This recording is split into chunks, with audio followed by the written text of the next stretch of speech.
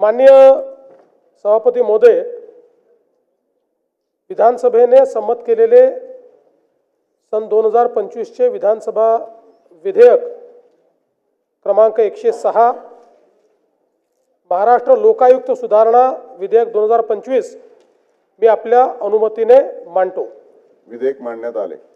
अध्यक्ष महोदय, विधानसभेने संमत केलेले सन 2025 चे विधानसभा विधेयक क्रमांक 106 महाराष्ट्र लोकायुक्त सुधारणा विधेयक 2025 विचारात घेण्यात यावे असा प्रस्ताव मी आपल्या अनुमतीने मांडतो। अध्यक्ष महोदय, आपल्याला कल्पना आहे की दोन्ही सभागृहाने एकमताने लोकायुक्ताचा कायदा पास केला होता आणि माननीय राष्ट्रपती महोदयांकडे आपण तो मान्यतेला पाठवला होता।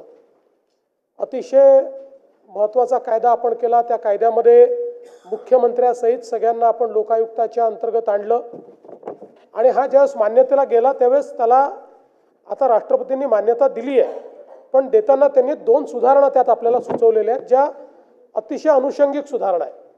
त्यातली पहिली सुधारणा अशी आहे की अपॉइंटेड डेट ज्या आहेत त्या वेगवेगळ्या असल्या पाहिजेत। याचं कारण आपण जर आज अपॉइंटेड डेट केली आणि कायदा अस्तित्वात आणला तर कायदा अस्तित्वात आल्यानंतर जुने लोकायुक्त राहत नाहीत आणि नवीन लोकायुक्ताच्या सिलेक्शनची वेगळी प्रोसेस या कायद्याने सांगितली आहे। त्यामुळे एक त्या ठिकाणी कायदेशीर प्रश्न निर्माण होतो की संस्था तयार झालेली आहे पण त्याच्यावर लोकायुक्त नाही आहेत आणि म्हणून त्याला 2 अपॉइंटेड डेट असतील। पहिल्या अपॉइंटेड डेटने आपण लोकायुक्ताच्या सिलेक्शनची प्रोसेस पूर्ण करू आणि सिलेक्शनची प्रोसेस पूर्ण झाली की कायदा अस्तित्वात येईल अशी दुसरी अपॉइंटेड डेट असेल, असं एक सूचना त्यांनी केली। ती आपल्या मला असं वाटतं योग्य सूचना आहे, त्याच्यामुळे त्यातली कंटिन्युटी कुठे भंग होणार नाही। दुसरी सूचना त्यांनी जी केली ती पण अनुषंगिक सूचना आहे। आपण कायदा ज्यावेळेस केला त्यावेळी आपल्याकडे भारतीय दंड संहिता, CRPC आणि एव्हिडन्स ॲक्ट हे जुन्या स्वरूपात आपल्याकडे लागू होते। त्यानंतर केंद्र सरकारने हे कायदे बदलले आणि त्या कायद्याची नावही बदलली। आता त्याचं नाव हे भारतीय दंड संहिता नाही आहे, भारतीय न्याय संहिता आहे। तर तेवढं नाव बदलण्याच्या संदर्भात त्या ठिकाणी आपल्याला सूचना केलेली आहे।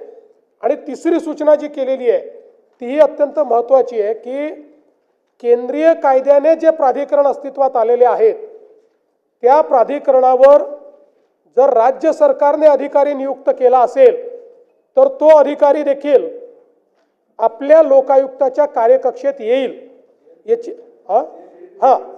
येईल अशी स्पष्टता त्यांनी आणलेली आहे। रेरा पण समजा रेरा केंद्राचा कायदा आहे पण त्याच्यावर अधिकारी अपॉइंट आपण करतो, तर तो एक प्रश्न निर्माण झाला होता की तो आपल्या लोकायुक्ताच्या कार्यकक्षेत येईल का, तर ते त्यांनी स्पष्ट केलं की आपल्या लोकायुक्ताच्याच कार्यकक्षेत तो येईल। त्यामुळे तोही एक आपण असे 3 अनुषंगिक बदलासहित एनी अपॉइंटेबल स्टेटने जो अपॉइंट केला असेल तो ते सगळे येतील। तर मला वाटतं हे आपल्याला पाहिजेच होतं, त्याच्यामुळे ते त्यांनीच मान्य केलं आणि त्यांनी आपल्याला तसं सांगितलं आहे। अशा 3 अनुषंगिक फक्त सुधारणा याच्यामध्ये आपण करतोय। त्या केल्यानंतर पुन्हा राष्ट्रपतीकडे पाठवायची आवश्यकता नाही। त्यांनी आपल्याला सांगितलं की तुम्ही या सुधारणा करून लागू करा।